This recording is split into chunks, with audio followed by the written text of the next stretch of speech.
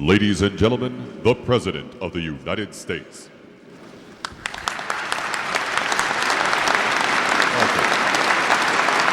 Thank you.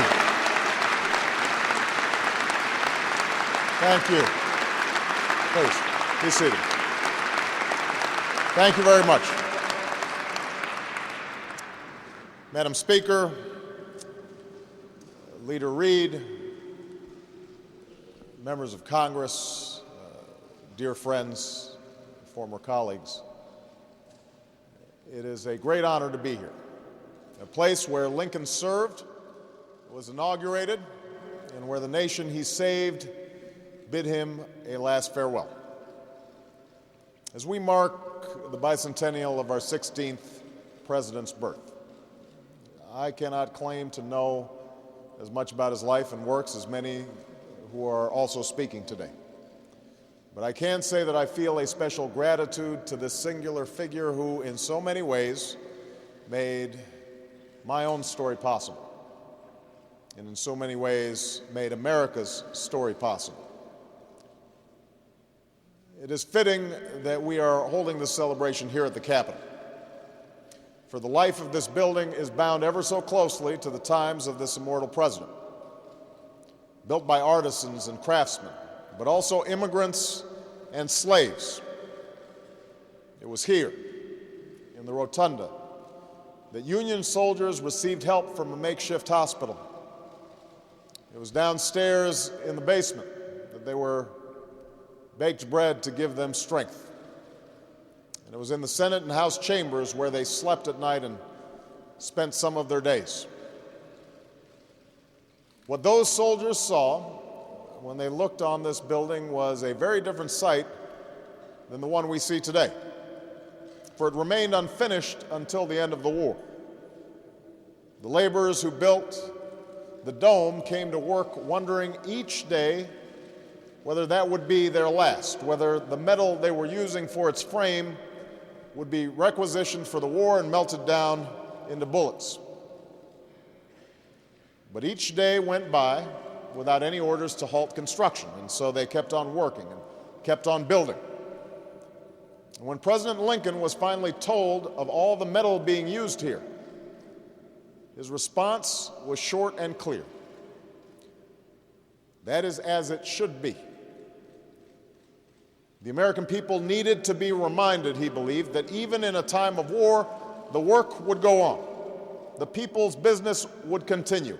That even when the nation itself was in doubt, its future was being secured, and that on that distant day when the guns fell silent, a national capital would stand with a Statue of Freedom at its peak as a symbol of unity in a land still mending its divisions.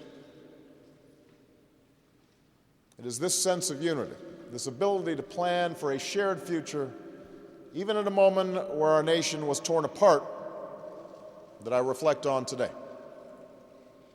And while there are any number of moments that reveal that particular side of this extraordinary man, Abraham Lincoln, that particular aspect of his leadership, there's one that I'd like to share with you today. In the war's final weeks, aboard Grant's flagship, the River Queen, President Lincoln was asked what was to be done with the rebel armies once General Lee surrendered. With victory at hand, Lincoln could have sought revenge. He could have forced the South to pay a steep price for their rebellion. But despite all the bloodshed and all the misery that each side had exacted upon the other, and despite his absolute certainty in the rightness of the cause of ending slavery, no Confederate soldier was to be punished, Lincoln ordered. They were to be treated, as he put it, liberally all around. What Lincoln wanted was for Confederate troops to go back home and return to work on their farms and in their shops. He was even willing, he said, to let them have their horses to plow and their guns to shoot crows with. That was the only way Lincoln knew to repair the rifts that had torn this country apart. It was the only way to begin the healing that our nation so desperately needed. What Lincoln never forgot, not even in the midst of civil war, was that despite all that divides us, North and South, black and white, we were at heart one nation and one people, sharing a bond as Americans that could bend but would not break.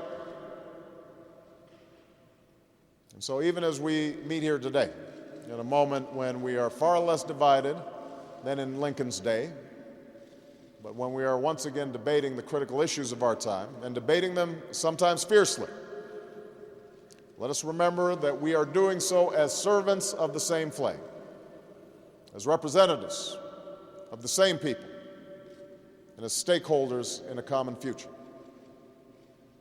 That is the most fitting tribute we can pay, the most lasting monument we can build to that most remarkable of men, Abraham Lincoln. Thank you.